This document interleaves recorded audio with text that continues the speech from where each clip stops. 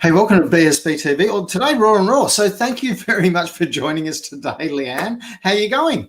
I'm really well, thank you. The sun is shining, lots of work to do, doing good. It's an awesome day out there, I've got to say. So, Leanne, obviously, Leanne Butterworth from Empathy First. Thanks for coming on. We are going to talk about empathy and particularly empathy and grief, but not just grief in that of, a loved one has died, but thinking grief in a broader prospect. So tell us a little bit more about grief. All right. So with everything that's going on in the world, grief is that sense of loss, that sense of sadness, that sense of sorrow that potentially something has happened or something no longer exists. Now, ordinarily your mind instantly goes to death, like you've lost a dog, you've lost a loved one.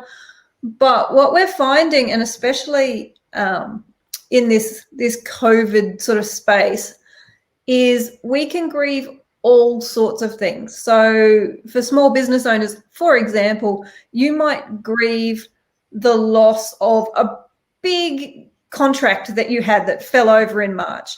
You might grieve the loss of a business arm. I mean, I had virtual reality as a business.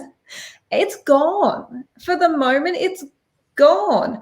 And so grieving a reality that no longer exists. So you might have had to give up your business and now you've got a muggle job, and that's fine, but you're allowed to be sad for something that no longer exists. And sadness is one of the 5 or 6 core emotions at the center of any emotion wheel. And it's okay to feel that. So whether it is a loved one, a job, a reality, a prospect, you're allowed to feel grief. Now, the role of empathy in grief is for us as those who potentially are not in that situation, we're not grieving, is not to make their life worse. And so what we talk about is what we can do as those who are not grieving at the moment, what we can do to make their life better, and how to use our words and actions so that they genuinely don't make their life harder. We're not giving them our baggage to carry. So that's sort of where we're going to go today. So it's really think about kindness first, but not just in kindness in superficial stuff, but that deep, deep sense of kindness and bring everything back to an equilibrium. So really, there's some definite do's and don'ts, aren't there? Absolutely, absolutely. So can we talk about the don'ts first? Yeah, we can go there. But when it comes to kindness, remembering that your intention can't be heard. People can't read your intentions. But I meant to be kind. Yeah, but you actually made them feel like rubbish. So that's where having kindness is good. Having a good intention is awesome. But we need to translate that into something that can be felt positively on the other way. I mean, there's a quote by Maya Angelou. It's like, people will forget what you said. People will forget what you did. But people will never forget how you made them feel, and that's tangible. Absolutely, absolutely. So, what are some of the don'ts? We notice someone's grieving about a lost opportunity or about lost business or a lost loved one. What are some of the things that we should avoid? Okay, top of the list: unsolicited advice. If they've told you something vulnerable, don't come at them with a solution, because it's matching an emotion with an intellect and you'll make them feel like rubbish, and they probably won't tell you anything ever again. So unsolicited advice, look out for words like should and just. Oh, you should go get another job. At least. We're not trying to silver line somebody else's issue. Oh, at least you've got money in the bank. At least you haven't got COVID. At least you've got whatever. Yep. Like, that will push people away, because it means that you haven't listened and you're not connecting with them. So should, just, at least. we don't want to make it about ourselves. Oh, I had that. And suddenly you're talking about you and what you experienced, and you've got your poor grieving friend going, oh, well, okay, we can talk about you now. So it's distracting them. And some people do that to try to connect, to go, hey, I've been through what you're going through, but it means I'm not listening to what you're going through. I'm assuming what you're going through. I'm just going to talk about myself. Yeah. Really, one that comes up a lot is saying, oh, what do you need? Or call me if you need me, which is kind of I've done my bit, pat myself on the back. But quite often when people are grieving, they don't know what they need. They don't know what they need, and they don't want to be a burden. So they're not going to call you, but they appreciate it when you check in. Don't try to distract people or cheer them up. So using jokes and humor and trying to divert their attention, even though you think your intention's good because you want to get them out of their sadness, quite often they can't come out of their sadness. They're allowed to be sad. And if you try and divert it, they'll just be sad again later. Yeah. So it's letting them feel it, being in it with it, but not trying to silver line it, make it go away, because that makes you comfortable. Yeah. For some people, depending on the grief, it's don't lose interest over time. Same as when people like have a baby or something. Everything arrives in the first month and then you're like, oh, now I'm by myself. But if somebody's lost a loved one, there is no pat yourself on the back, I tick that box, now I can move on with my life. Just check in. Keep them at the front of your mind. Ask them whether whatever it is you have can be useful. Check in. Don't say, I know how you feel. Because in somebody who's grieving, they're going to go, no, you don't. No, you don't. Like, so it's not making assumptions about someone else's experience. And the last one is really don't have expectations of them, how they should be grieving, whether their reaction, oh, wow, like you're doing really well. Well, compared to what? Am I not grieving enough if you think I'm doing really well? So don't have expectations of them. Just let them be. Let them feel the things and do the things and whatever it is. If they have a response to losing a part of a job that you think is over the top, that's not your business. It's just let them feel their feelings and be there with them. Also, don't have expectations of yourself that you have to have a solution or you have to get it right or you have to, don't just get rid of expectations, because neither of you have been through this before. Yep. So however you're both reacting in this relationship, just let it be. Let it be. Be open-minded. Don't look for answers. Don't give advice. Just let it be. Be there for that person. So that's my don'ts. Cool. So what are the do's? The do's. So you hear a lot people talk about listen with an open mind. I actually don't agree with that. I think it's got to be listen with an open heart. Let it go. Don't try and intellectualize. So the first one's listen with an open heart. I'm here. I love you. Admit that you don't know what to say. Rather than coming up with something that makes you feel comfortable, go, you know what, I'm probably going to get this wrong and I've no idea what to say, but I'm here. Let me help you. Let's figure this out. Self-reflect. If you find yourself going to advice mode or helper mode or into talking about yourself mode, that means that there's a block there, that you aren't being vulnerable with that person. So self-reflect and go, why am I going into helper mode? What is it that's stopping me? And seriously, it might be anything.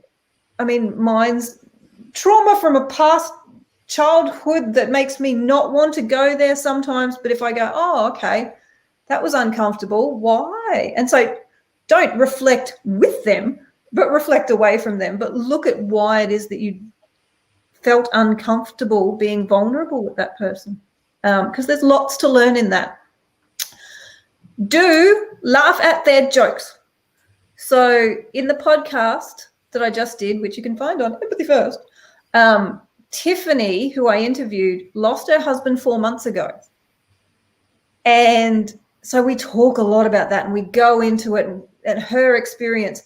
But she says that dating's going to be great because no man can ghost her as badly as her husband did.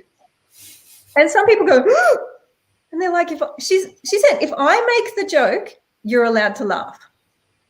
Don't be making jokes to distract me. But if I make the joke, you're allowed to laugh. So laugh at their jokes. Be okay with that because that's them coping and you supporting. Get comfortable with the uncomfortable. Grief sucks, but it sucks more because nobody's talking about it. Like, have hard conversations. Be ready to be uncomfortable because they're uncomfortable. This is not something that they're navigating or they were planning. Tell them that you love them, that you are there for them, but really make them feel visible because when people are grieving, they just feel so alone, especially if people around them are trying to give them advice and keep pushing them away. Let them feel their feelings. That's cool. It's not your job to manage their feelings, distract them from their feelings. Just whatever they're feeling, let them feel it. Just sit there with them. It's not about you. A couple more. Offer practical support, like real practical stuff. Like if it is something extreme as somebody's lost a partner or someone, I'm going to bring you dinner. I'm going to take your bins out. I'm going to, would that be okay? Do you need someone to take care of your dog? Like be really practical and really specific so that all they have to say is yes or no. Yes, please. No, thank you. They don't have to think about what they need because they're so entrenched, especially like for Tiff, who's just buried in paperwork. For somebody to say, I'm bringing you dinner. Yes, please. Do you need your dogs taken care of? No, I'm good. Read the room. Like really important that if you are talking to someone who's grieving, match their energy. If they're in a good mood, stay there. Don't sort of have expectations that they should be sad all the time. Just read the room, match their energy, go with them, let them lead it. Be present with them and also comfort in. So comfort in means the person who is grieving is at the center of the pie. We all grieve in. So for, let's say, a parent who's lost a child, which, you grieve in. Sometimes people, they're not the immediate center of the circle. So they need grief inwards and then they need grief inwards. So the grandparents are like one step out. They still are grieving, but they still need to grieve into the nucleus. So if you're on the periphery, that's why we don't make it about us, because then you're grieving outwards. Or you're comforting outwards, sorry. So just those are the tips, and there's lots of them, but if you are able to navigate that space, making someone's life easier when through no fault of their own, and even if it was their fault, who cares? But they are grieving, they are sad, they have sorrow, they've experienced loss. Let's not make it worse with our good intentions, but perhaps our bad words and actions. Cool. So if I try to simplify this to the nth degree. Yes. One, it's not about your comfort. No. So be vulnerable, okay? And be comfortable with your discomfort in that vulnerability so that you can just be there. And as you said, with an open heart, instead of an open intellect, think about it from a feeling perspective, not a thinking perspective, and allow them to be whatever they are. And that's okay. No expectations. Offer some practical help and assistance, but stay clear of you should blah, blah, blah, or that kind of thing. It's, hey, when you're ready, we could whatever. Yeah.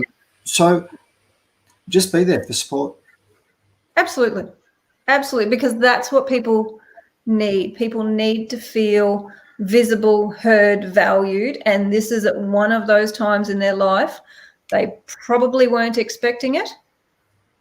And this is their journey. This is their experience, but you can walk with them and make it easier. And that's how you strengthen friendships.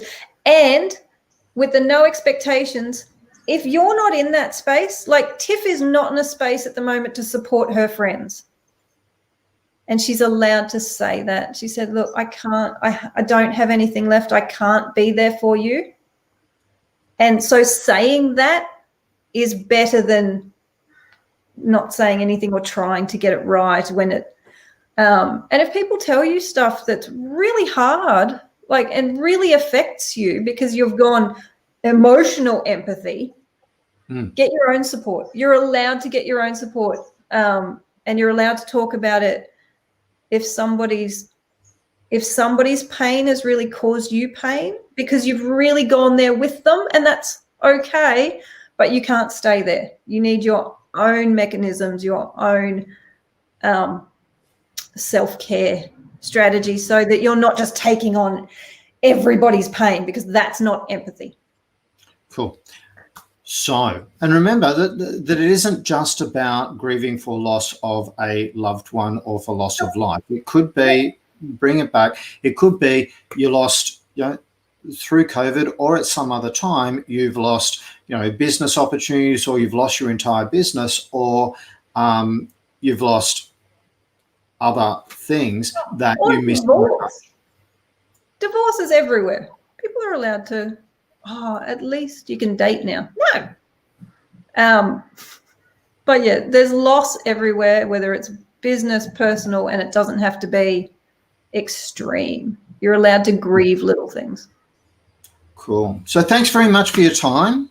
Hey, it was a little bit heavier today, gang, but we'll come back. We'll talk about lots of stuff. This is a really important thing to talk about because, as we're emerging back out of the 6 months that we've had with COVID restrictions and everything else, it's important that, some people are going to have a lot of mixed emotions about it. So the idea here is to keep that awareness around. So if your friends and colleagues are grieving, that you can actually go there with them. You can help them by being present. And that's absolutely the best thing I can say. So look, thanks very much for your time and for your advice. Any last words?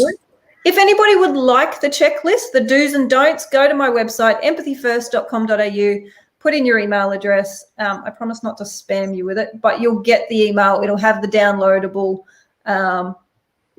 So it's just sitting there. Go grab it. It's free. So I'll get you to put that on the feeds, both on the group and on the Facebook page as well. So you'll need to do it twice because Facebook doesn't like us doing it during the stream. Mm-hmm. I don't know why.